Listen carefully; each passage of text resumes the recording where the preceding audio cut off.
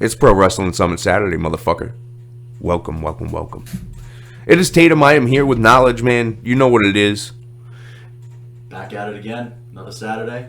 Excited to be here. Can I just say how frustrating it is that you can't do a podcast about wrestling anymore without saying when you're doing the podcast? Yeah, well, I mean, it's unfortunate, man. It's unfortunate. Normally, I like to be on top of that, Rose, but it is not. We're not capable at this juncture right now to be able to get everyone together and into the office for a Saturday morning.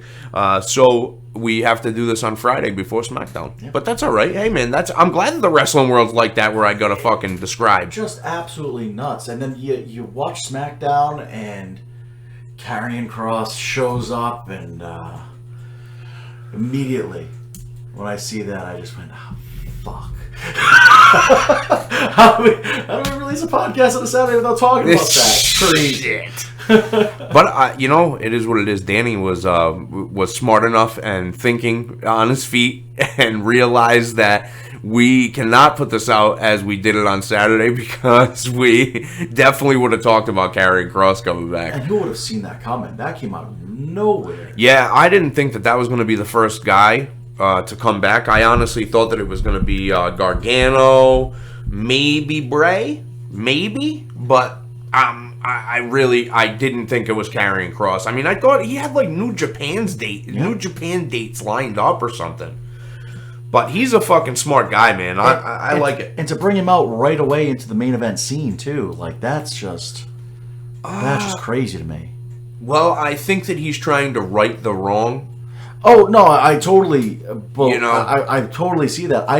It's not something you would expect, which is good. You want stuff that you exactly right, and I think that was obviously done on purpose. Same thing with the Dexter Lumis deal. The Dexter Lumis deal was done on purpose. I was less excited about that one.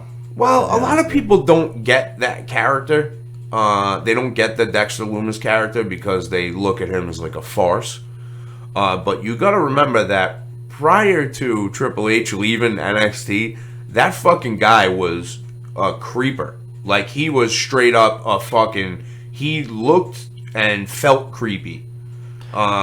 Which doesn't happen very often to where, like, a guy is, like, he didn't speak.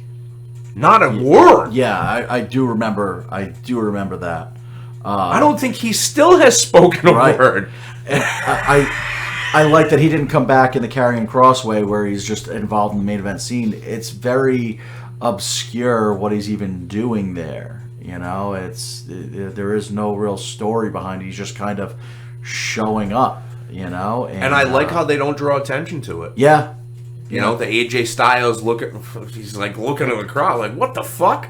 That stare, that cold, dead 1,000-yard stare that with his blue eyes, dude, just right fucking into the glare. camera when he's walking away after getting arrested. He's a creepy dude, man. Wow. He's a creepy dude. It definitely adds a lot of interest. It looks like Kevin Owens is going to be going in a different direction. Yeah, the prize fighter. He's going to go back to the prize fighter, Kevin Owens, which is fucking cool. Which is a welcome change. Yeah, absolutely. Welcome change. Absolutely. I wish that he would do some more shit with him and Sammy, though, because I like him and Sammy doing, like, the conspiracy type shit. I really thought that, they were going to have, and they still might, who knows, but I thought they were going to have the Bloodline attack Sammy after, he keeps calling himself a member of the Bloodline. Yep. And then Owens would do the save, and then you'd have the Bloodline versus Sammy and Owens for the tag titles, or at least for one of the tag titles, considering they're talking about splitting the championships again. Well, they have to. I mean, what the fuck are you supposed to do? Yeah, the networks are getting pissed off. You can't have fucking championships that are being fucking that are. You have two separate shows that have two separate champions for reasons. Yeah. You know what I mean? Tag team and world champion, different women's champions as well. One show the Intercontinental, the other one the U.S. title. Great. I am totally fine with that. But when you have fucking titles not being defended on either show, Yeah, that's a fucking problem. That's the biggest problem. It's okay if you unify them, but then the champions have to be You on both fucking shows. unify them all you want, but there's have to be on zero shows. reason why those people are in. Listen, if you hold the belt, if you hold the big fucking championship, you gotta. There is no such thing as a part-time schedule. Yeah. So you just don't be the champion then. They got away with it with Brock for so long. You know, Hmm. but again, when Brock had it, he didn't have both titles. And it was also during COVID. Right. That's not fucking. You know what I mean? Like you're only doing fucking one show a week anyway. Yeah. You know, essentially, you're only doing one fucking live show a week. Yeah. No, that's true. You know, in front of nobody. You have nobody. You have people on screens. Becomes less of a big deal. Plus, he would just come out too and just have Paul talk for him. Yeah. So, I mean, I love Roman, and I think that he should be used as more of an attraction, but it can't be at the cost of the championships. Mm-hmm. That doesn't make any fucking sense. There is one reason why you know, professional wrestlers are supposed to be wrestling. It's to win the championships. yeah. So if you have championships just fucking out in the wind, not being defended, and like your advertisers are demanding that you fucking have titles defended on your show, Right. you gotta fucking be like, hey, I'm sorry, bro. Now's not the time for you to go part-time. It You also want the doesn't- belts, you gotta fucking strap it on. It also doesn't make sense for the rest of the locker room that you would have Roman Reigns with both titles and not a single face is going to come out and challenge for those titles other than the same ones you've seen over and over again. Brock has to come back to challenge for the titles. You're going to have Drew McIntyre now, which they already announced that without having a storyline built in or anything, which is a huge problem for me. You know, Karrion Kross, I think that they can build a story with him.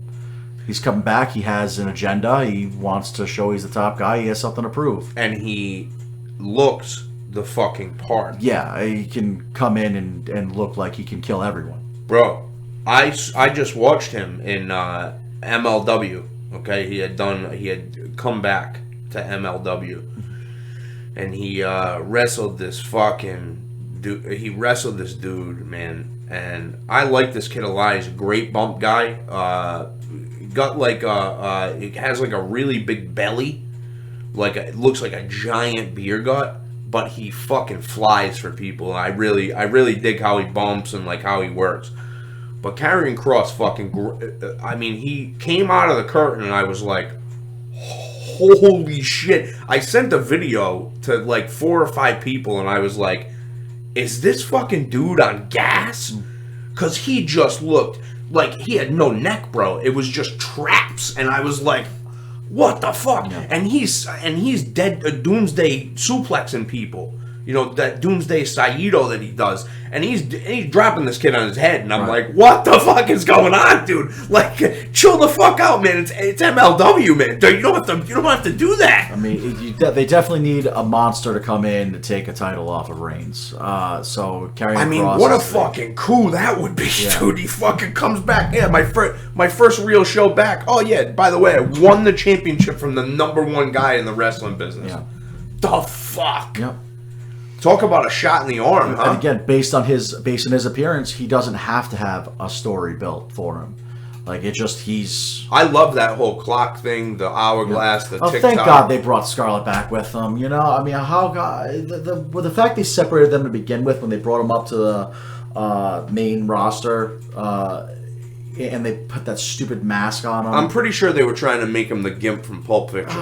I'm pretty sure that's what they were trying to do with that fucking thing. I just don't understand how. And again, this goes back to the Vince era. I guess he felt like if he didn't create it, it wasn't good enough.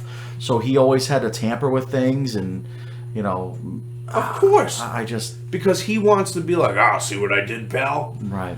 He just wants the credit of to go, look what I did. Yeah. Look what I did. Look at the stars that I made. It was so disappointing. Now, don't get me wrong. If he doesn't put the machine behind you of the WWE, it wouldn't matter, dude. It doesn't matter. It's true.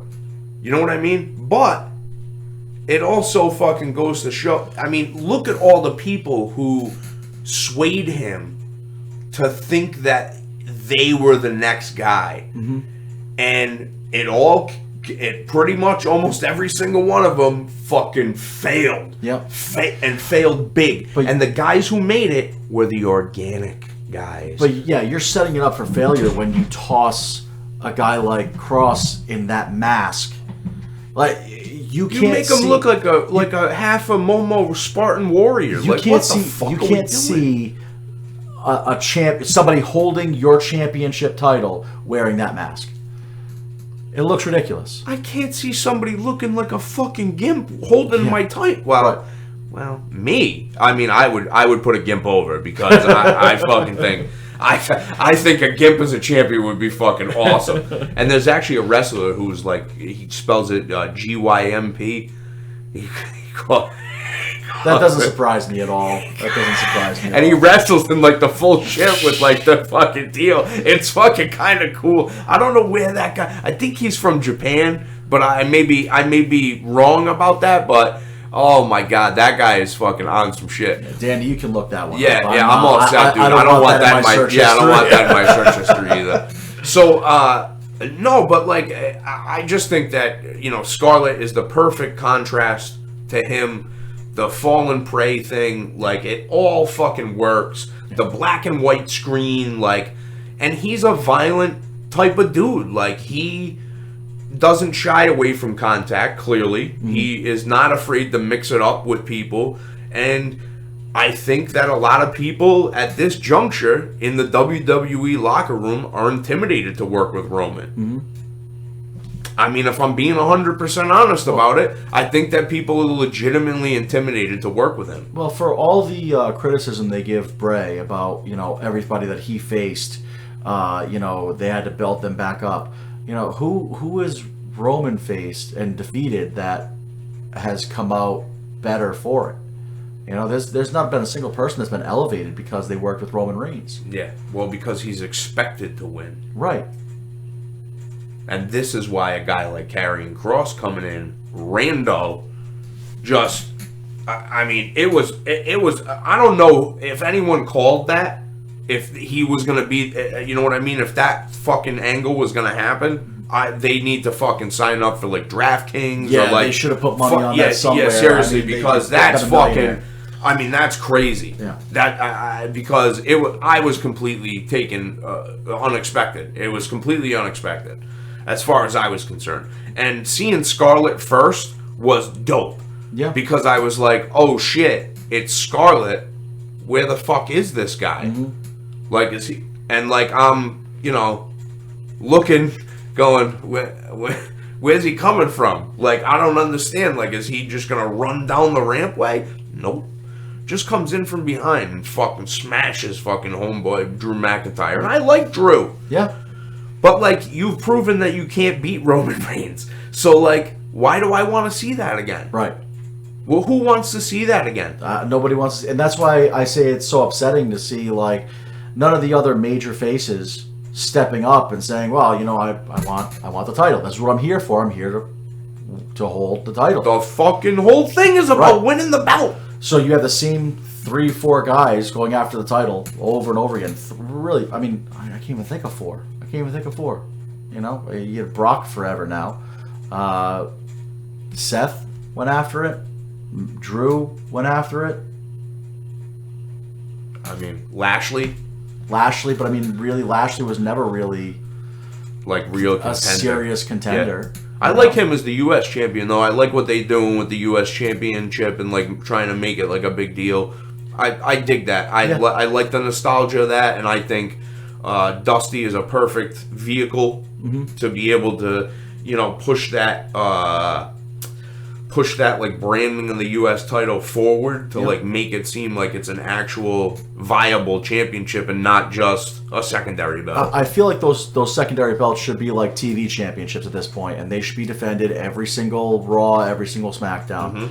And then the major title, you can have storylines built in where the special attraction match, right? But those become the pay-per-view matches. Those are defended every pay-per-view. But I just everybody. It's weird because everybody I feel like that has wrestled for the U.S. title for a while now has been elevated through that. Oh yeah. Through that interaction. I mean, it's just Theory. Yeah, I mean, even though they're kind of destroying Theory now.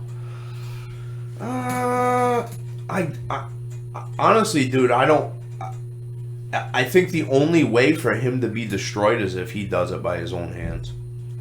Like, I don't think that they can fuck him up at this point. Well, they keep having him lose. He's yeah, I know. I'm not so concerned about that. because he has the Money in the Bank briefcase and it doesn't really matter. Well, because there's outs. He has outs everywhere. Yeah. And he's a fucking heel. Yeah. So he has. I mean, it doesn't matter. Anything that he says or does, it can be attributed to him being a great heel. I just it bothers me when they started off the show after McMahon retired. Mm-hmm. So your daddy's not here anymore. Like just that one line alone, I feel like hurts him significantly. Oh, I think that it hurts his stock for sure because he was such a Vince guy. Right. To the point that Vince was coming out with him. I mean, he shoved them down people's throats. Yeah. I mean, he was... And don't get me wrong, the kid is incredible. Mm-hmm. Like, he's fucking super talented. But they're trying to shoot him to the moon, and You can't fans fucking... don't like that these Yeah. days. Nobody embraced Reigns until... Dude, they didn't like it when fucking... They tried to do it with The Rock. Yep. Doing Right. Rocky Maivia in the fucking 90s. Right. Never mind, much less try to do it in fucking 2022. But they were fine with, like, a Hogan being pushed to the moon. They were fine with a Bret. Totally being pushed to the different. moon. But, now they, like, for a while, they shoved John Cena down your throat, and the people got sick of it. And then they tried it with Reigns, and that didn't work until it came out organically with the head of the table gimmick that people started embracing him. Yeah, for sure. Because I don't think that Shield... I mean, don't get me wrong, the Shield was over. The Shield was over, but it wasn't over because of Reigns. No. It was over because of Dean and Seth. More Seth, I feel like, than even Dean Ambrose. Yeah, I mean, I think I like Jon Moxley a lot. I don't. I don't. No, see, I think that if you would just let me finish and stop fucking jumping right into the fucking middle of what I was trying to say. Sorry. What I like about Jon Moxley is his promo. His promo is tremendous. His in-ring ability is he's very, very good. And he can wrestle a multitude of styles. He can brawl, he can actually wrestle with you, he can do the hardcore shit. And his ability and willingness to take a lot to give a little is... I really appreciate that about him because I don't think enough guys do that. I think they take, and don't give enough in matches. And he is on the opposite end of that spectrum. Being a face, he really plays that up to the point of letting somebody work him over to the point of him just exploding. But it's a recipe. He has that recipe down pat. So that is what I love about him. Do I think he's like the greatest technical wrestler in the world? Oh, no. I think his selling is not that great. What I don't like is that he's still kind of going with that crazy man, unpredictable type of gimmick. Yeah, dude, like, you're And a I just regular don't, dude. I don't feel he pulls that off. Like, when he was drinking, I can see that. Because he was unpredictable. Like, I know people who had been at the bar with him and... Yeah, but not for a good reason. He wasn't, like, playing a character at that point. No. But I just feel that if you're going to do that crazy man gimmick, it's been done before, and it's been done tremendously before. Oh, yeah, I mean, there have been some fucking gimmicks, man. There have been some gimmicks of crazy that are top notch. Well, the epitome of the crazy man gimmick is Kevin Sullivan. Oh no, I wasn't thinking that. That was more psychological kind of crazy man. Oh, Bruiser Brody would be or Abdul the Butcher would probably be one and 1A. Right. In terms of like being crazy, completely unpredictable. You didn't even know if they were going to attack fans. Yeah. Like you didn't know what was going on. They didn't just come down the ramp and all. No. Like. No. Brody came down swinging a 4-foot fucking piece of steel chain over his head. Yeah. Like, and people are running and ducking for cover. And I feel like if you're gonna do that crazy man get, like, you have to incorporate that. You have to be. Oh, you know what? I didn't even think about somebody else too. There was somebody else that I missed in that list. Brian Pillman. Yeah, that's that. And I felt like he was going for more of a Brian Pillman. Right. And he could never be a Brian Pillman. Now, I understand in WWE why he couldn't be. Oh, yeah. There was the PG era and everything, they couldn't Yeah. do it. But when he got into AEW, I felt like he could be more of a Brian Pillman. Mm-hmm. And would be given the latitude to be able to do that. Right. And I still feel like he could wants do to. that right now. Yeah, he wants to. But he just doesn't. I don't feel like he can. Maybe he just doesn't have that place in him anymore. He feels more of a Stone Cold to me than a Brian Pillman. Yeah. Yeah. And I like Stone Cold but he doesn't have the same, I don't know, man. See, the thing that made Stone Cold so Stone Cold was the fact that, like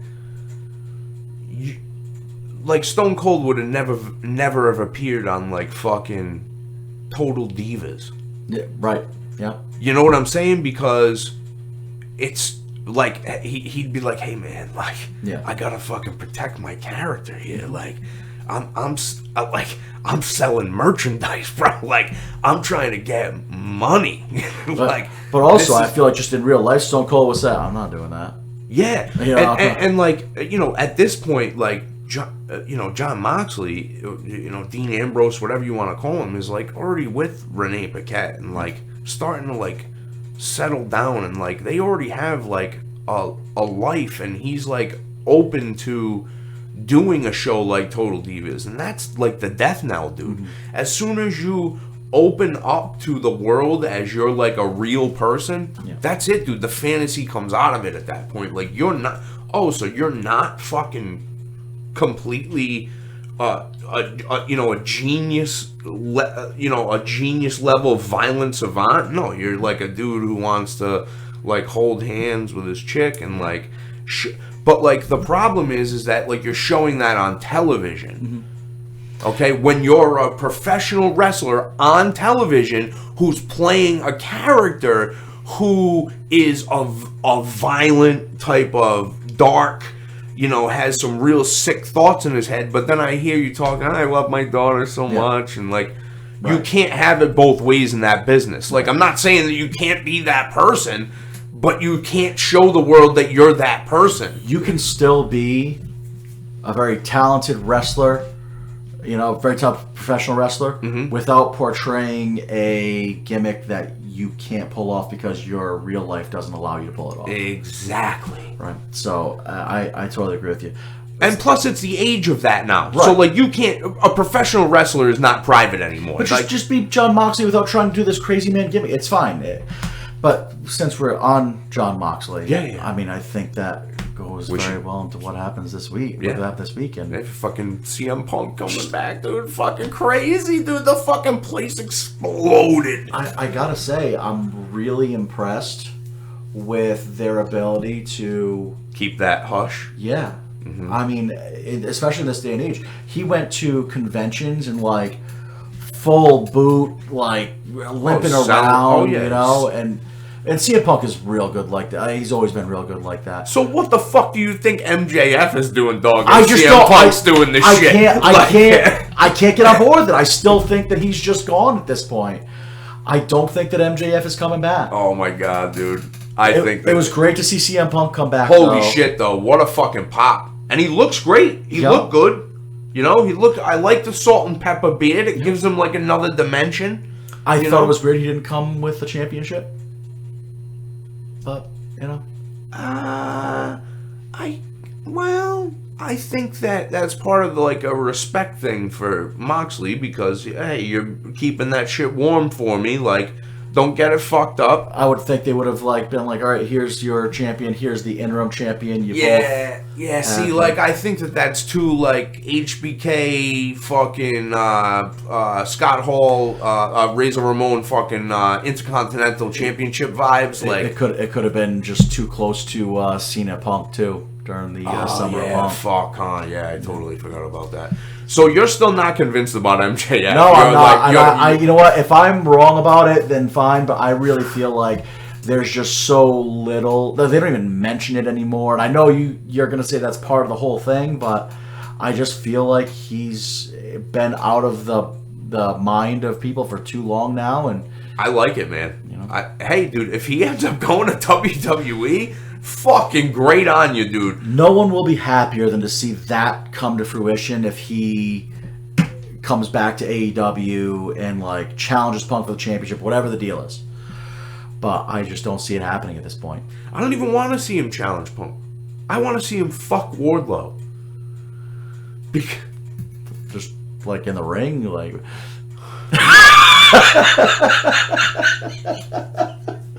You know what, dude? I don't think I'm gonna ask that they don't invite you back to this fucking place ever again. No, obviously I don't want to see that. That would be bad. That would be really bad. Hey, you want to see him fuck him up? I get it. Yeah, but well, no. I don't even want to see him fuck him up. I want to see him cost him the TNT Championship. Oh, all right. No, I see what you're saying. I thought you were just saying like, hey, come in, like kick the shit out of him. But no, I want to see him come in and cost him the TNT Championship. Yeah. And the reason why is because there is more meat on that bone, boy. There is a lot more meat on that bone. And they didn't do the justice. He listen, he got the 10 power bombs. They fucking did. It was stupid. Yeah. It was stupid. The whole thing was stupid. Like, what a waste. Yeah. And I get it. Everyone wants to see the heel finally get his comeuppance. But they could have done it in such a better way than that. That's another reason why I think that he's not coming back, because You think he just feels totally disrespected? no, I think that he might have even called for that type of match. Like, I'll come in, I'll do the match, give me the 10 power bombs, put me out, whatever, I'm done. You know. And then he cuts the crazy promo on fucking Tony Khan, which I've watched a million times since it happened. It's a fantastic promo. It's great.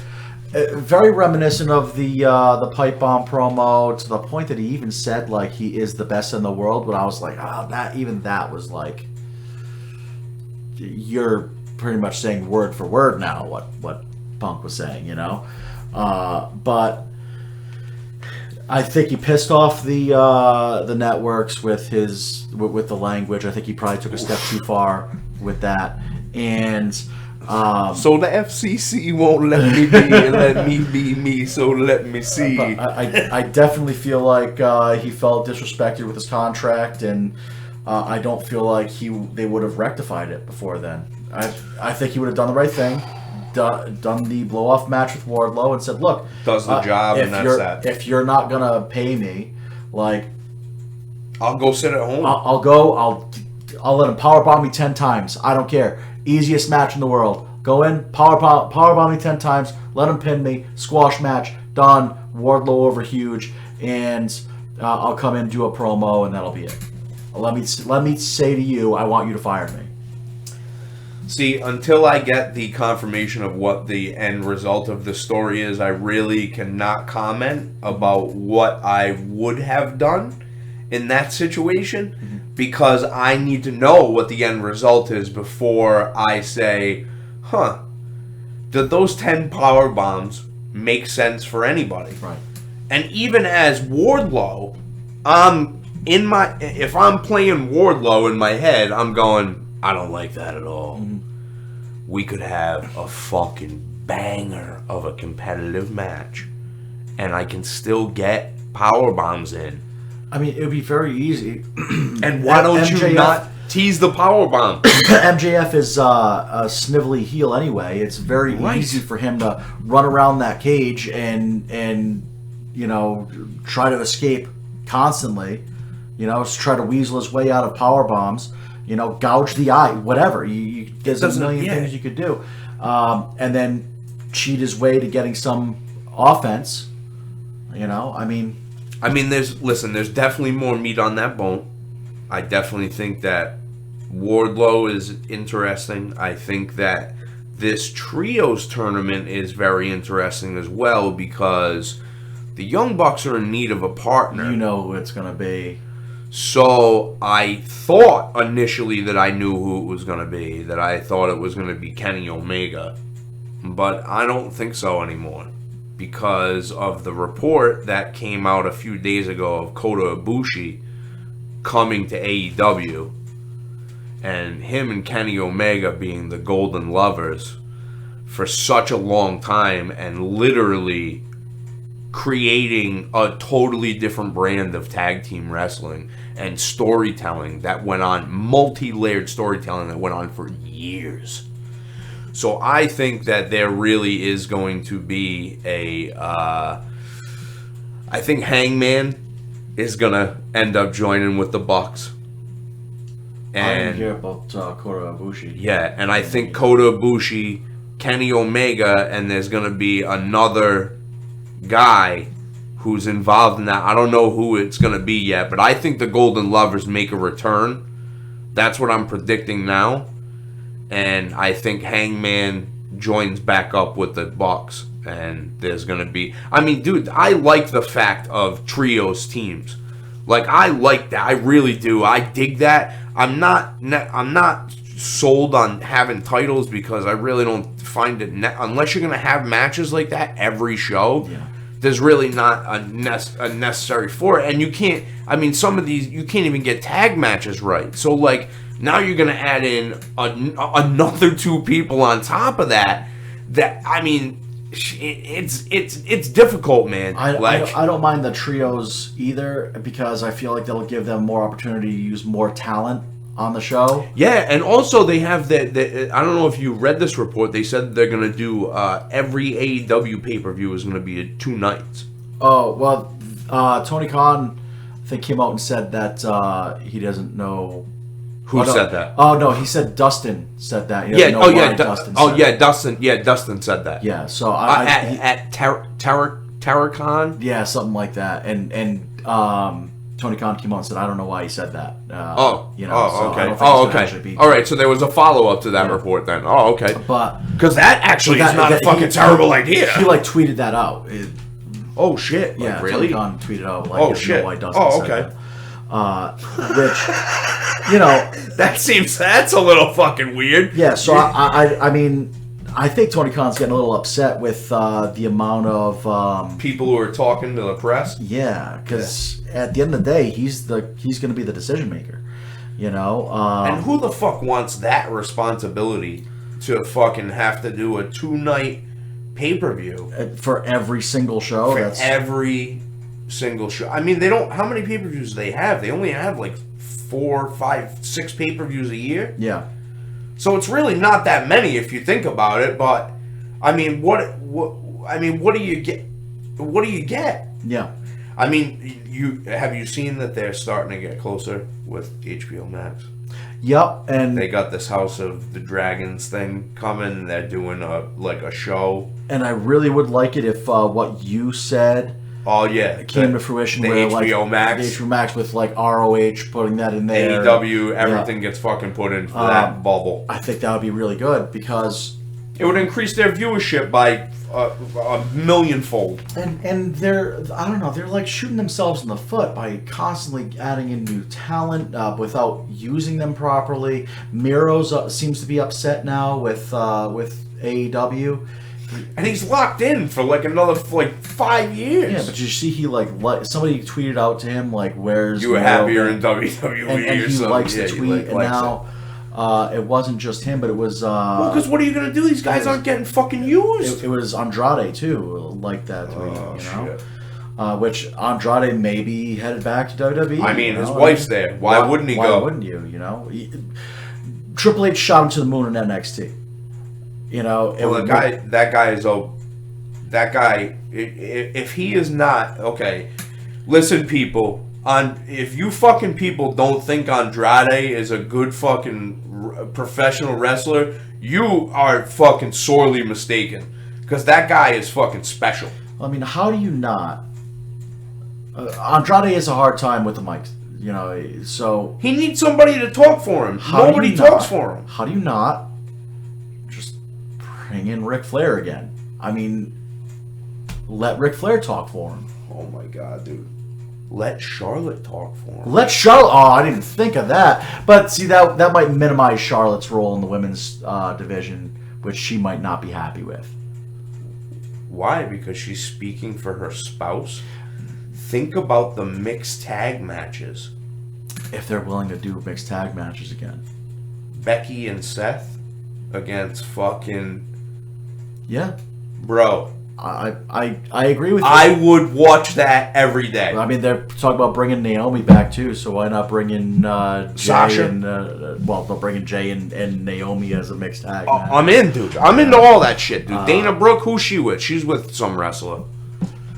Oh, Well, I don't know. God. She was engaged to like a basketball player I or haven't something. even- I haven't I don't thought fucking know, about- dude. I haven't even See, thought I about like Dana that. Brooke. I like that. I like Dana Brooke. I don't know why. Me too. She's got a. I mean, she's ridiculously jacked. Oh yeah, dude. Like stupid. I'm afraid Jack. of her. Stupid. Yeah, she's she could stupid. snap Jack. me in half. Yeah, stupid Jack. And she is pretty good in the ring. She's not the best in ring worker, but I mean, she looks the part. She can work. I mean, well women's enough. wrestling right now. Who's the number one worker in terms of like women's wrestling? I mean, it would have been Becky, right? I mean, we're talking about all of women's wrestling. Yeah. Wow, that's a much deeper question. Kairi Sane. Oh, that's an interesting pick. I mean, she's just her in talent work. She's Yeah. Yeah, fantastic. I'm going with Jade Cargill every day of the week. Oh well, see, she's. I love Jade Cargill. Yo, that I was saying it to my wife the other day when I'm watching fucking Dynamite, and the Madison Rain match comes on against fucking Jade Cargill, and my wife looks and goes, "What the fuck is this little bitch gonna do against that beautiful woman? Like, she is so beautiful." Talk about another one that's just jacked as shit too, Bro. Like, That woman is outstanding. She understands her character. She plays her character perfectly.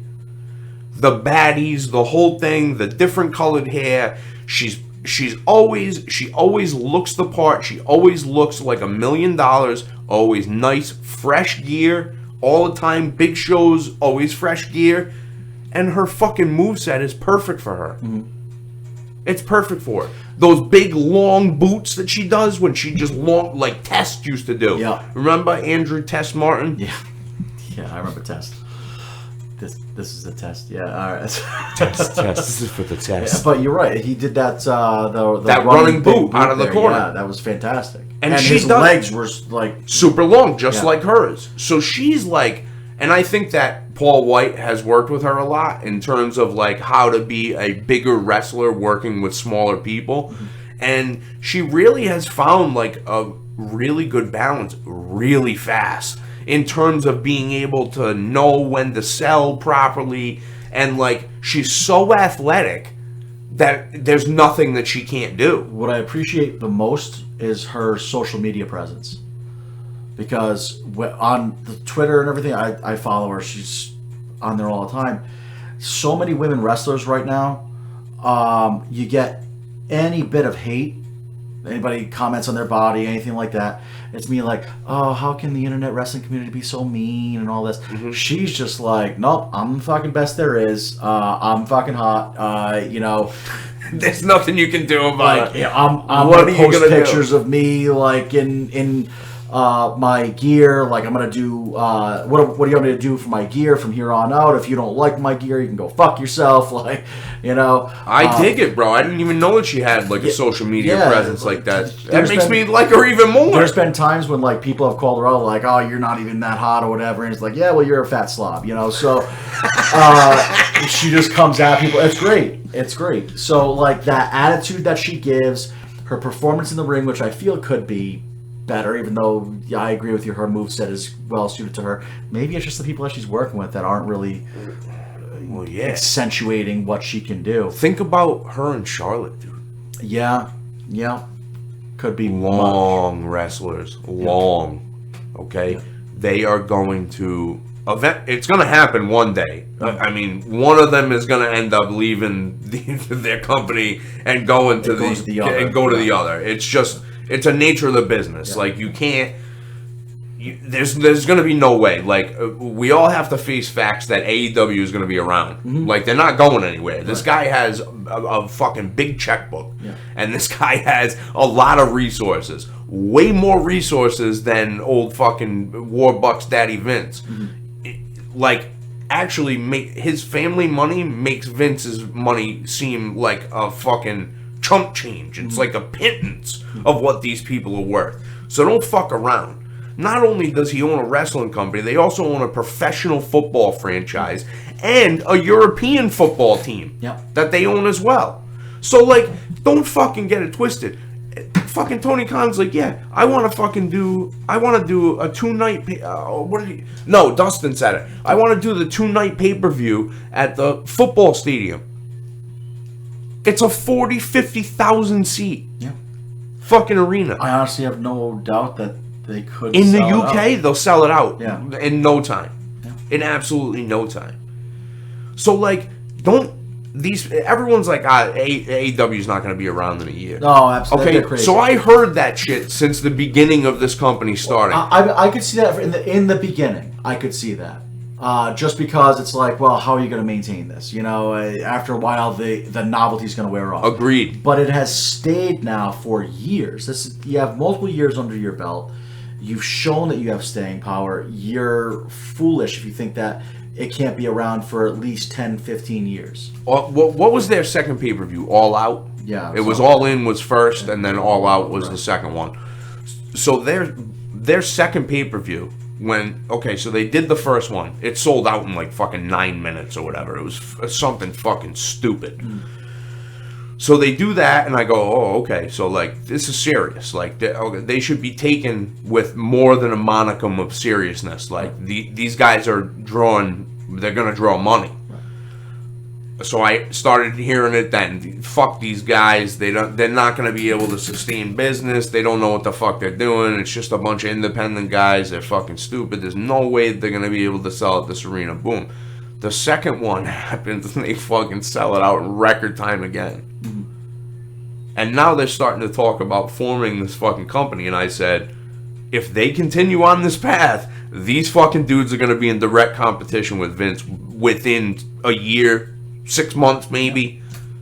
And they definitely have. And they're people are telling, are you fucking crazy, dude? Nobody's been able to compete with Vince. Nobody, not even Ring of Honor. Yeah. Well, this guy has way more fucking money than anybody who's ever competed with Vince. You can look at just the first 2 shows and see what they were able to produce for staging and everything, and to compare that with any point in ROH's history.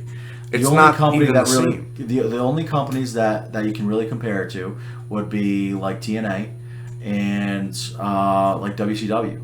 You know, those were the same type of markets in terms of competitors for WWE. The small arena show. TNA didn't work out because of bad booking decisions where they were basically just trying to do WCW light. And WCW didn't work out for the same fucking reason. Right. So, it definitely has staying power. They're going in a different direction. And they're showcasing what wrestlers could do when they're not under the WWE spotlight. You know, and I think that makes wrestling fans interested, and that gives them staying power. And I think that there is a very very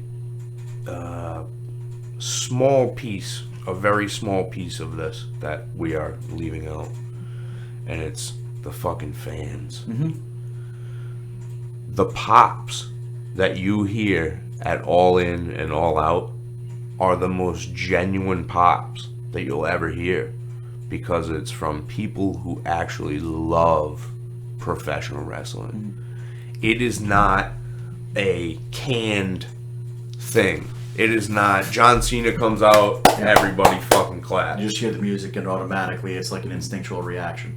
It's not like that in the fucking real world, okay? It is not fucking like that at all. Well, so I mean, when these guys come out and the place explodes and it is genuine emotion, it is tough to not go, oh, wait, that is different.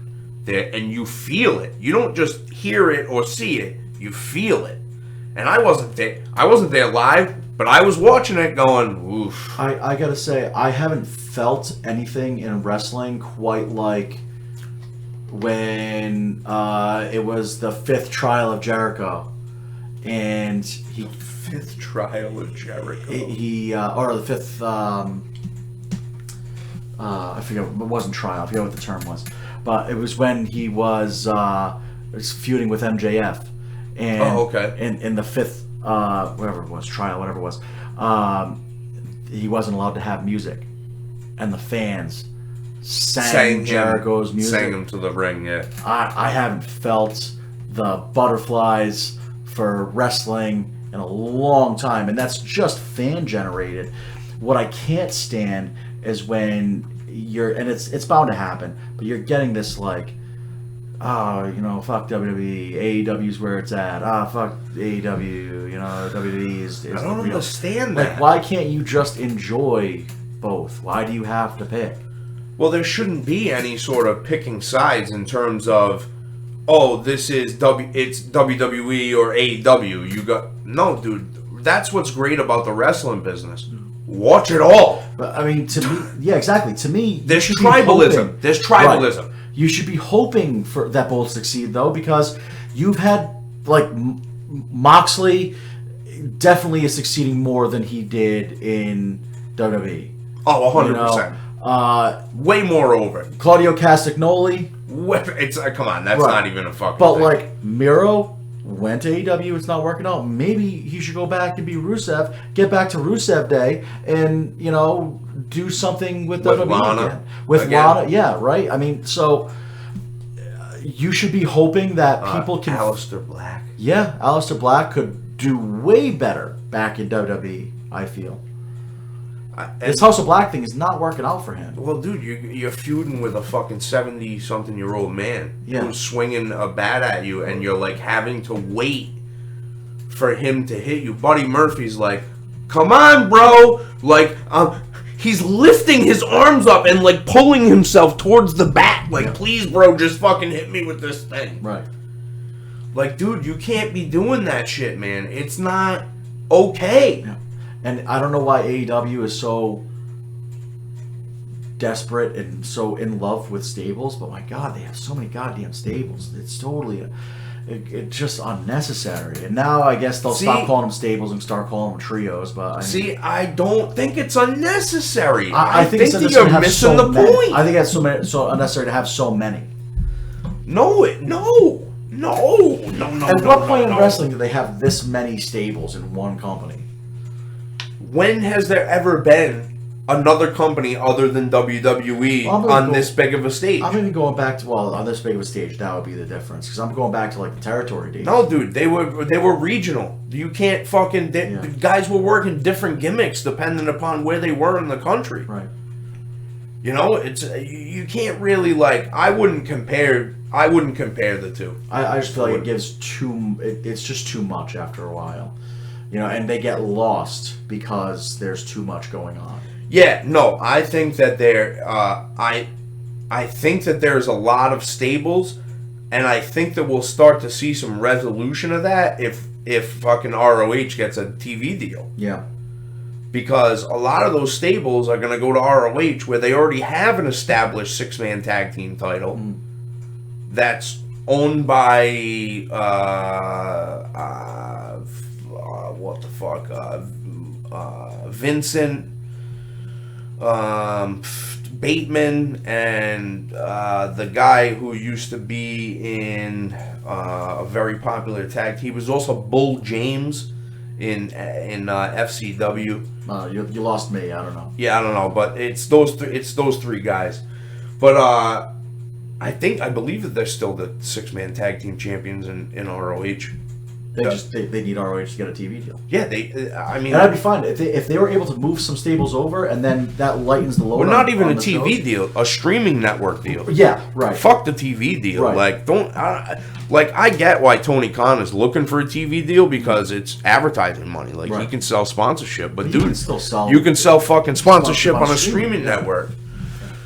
Listen, they deal with all these teams they deal with all these fucking streaming networks already because they're dealing with their NFL team and their fucking European football team. Right. So like, I mean, you have the fucking connections already. And I mean, you know that your company can do numbers, and you know that a lot of streaming services are going to want to be able to compete and pull stuff away from Peacock. You know, I mean, look at how successful Peacock has been since WWE Network has gone on there. I thought that that was going to be the end of Me wrestling. too, me streaming. too, bro. I thought that was it. I was like, oh, this is all over, dude. Vince is going to say, fuck this. Yep. This is stupid. But nope, here we are. I mean, it's been hella profitable for them because they have more eyes on their product than ever. Yep.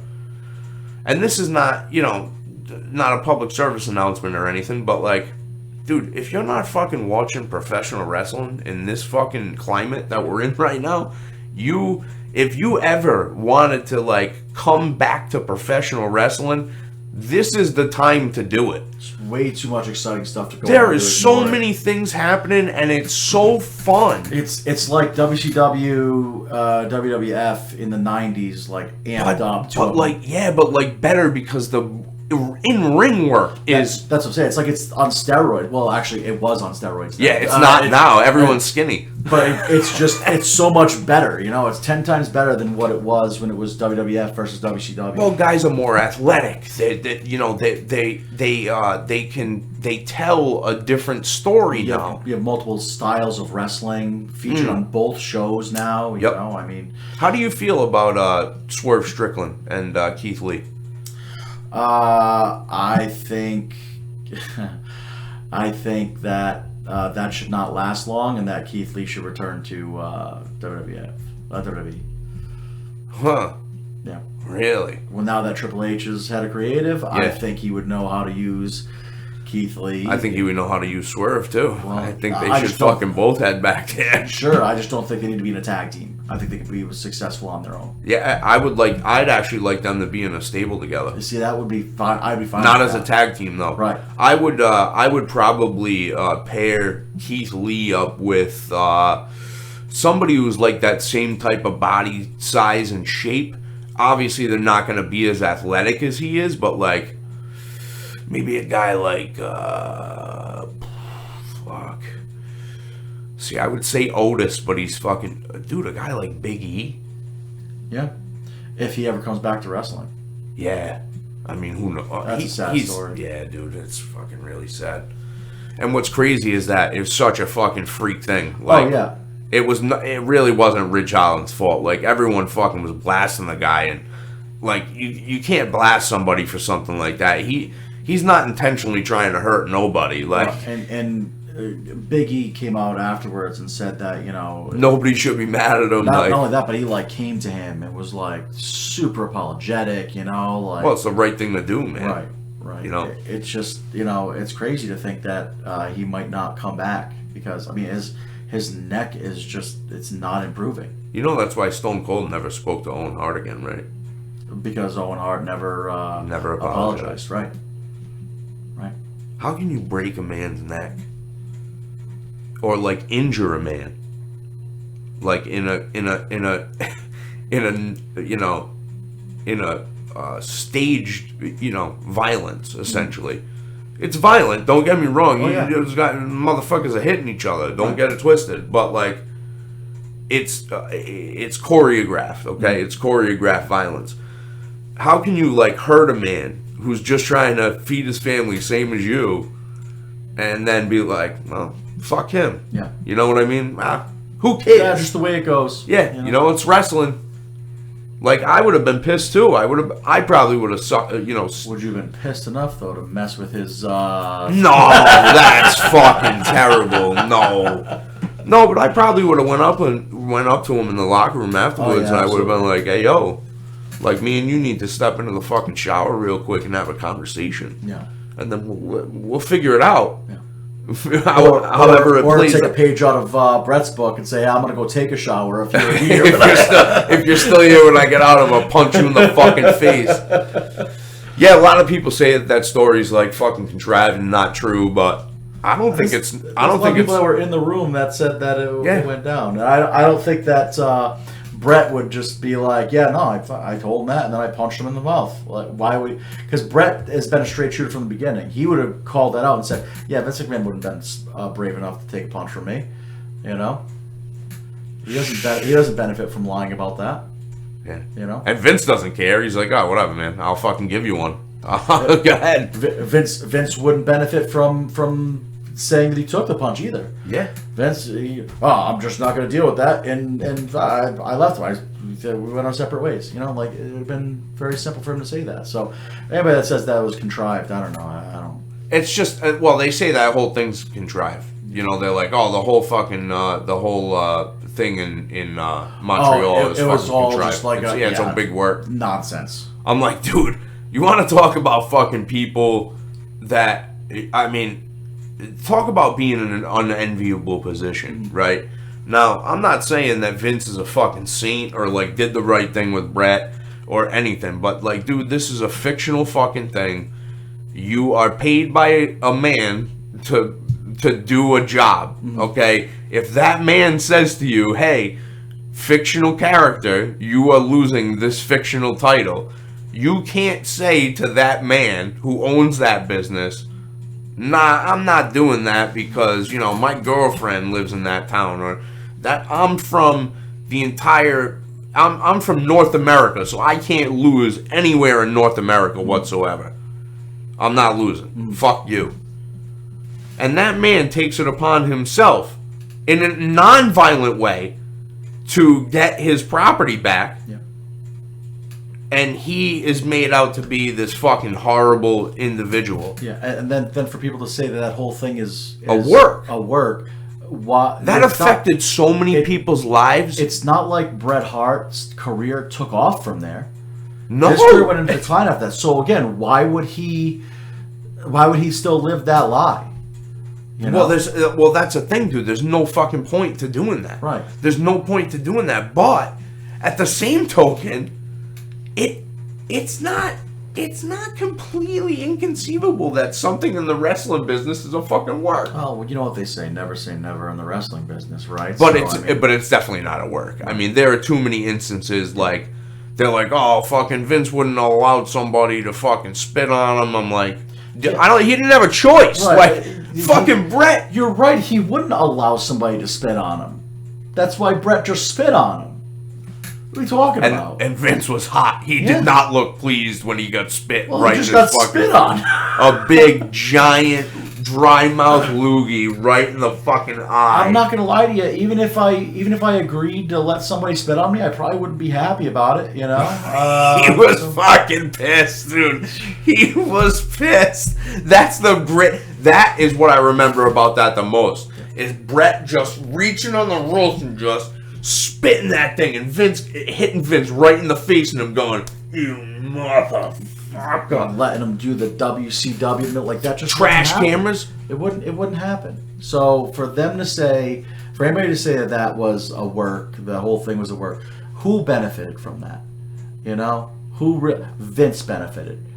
Yeah, but he wasn't even thinking about playing time, a character right. at that point. And at that he time, wasn't like on TV. Right, but at that time, letting Brett write the letters WCW doesn't benefit him. He doesn't know if in the future that's going to work out well for him. Oh my God! We know so many questions. We know, like now, Monday morning quarterbacking it, like it worked out really well for Vince. But your biggest star defecting, going to WCW, you don't think that's going to work out for you in the long run? Negative. You know, so you don't just allow somebody to do all of that and think, this is what's going to turn the tide. Yeah. And I'm going to be able to buy out WCW someday because of this. Never in a million years. People are idiots if they think that. Looking at what happened now, saying, "Oh yeah, that was Vince being a genius, knowing this was all going to work out for him." Stupid. Well, this has been Pro Wrestling Summit. It's over. It's 1 hour. That's that. It's already over. I don't know what to do, We man. have so much more to talk about. What the fuck? Well, tune in next week. Maybe we'll talk more about wrestling, you know. If I'm allowed back. Yeah, we'll see. I don't know. Well, this has been a fucking fantastic week for myself, Tatum, and for Knowledge. We appreciate you tuning in to Pro Wrestling Summit, The Descent. This is the third show. It is a weekly installment every Saturday. We also have our daily podcast that is Welcome to the Zoo. Please tune into that. Reach out to us at good_villain_media. Thank you so much. Have a fantastic weekend. Bye-bye.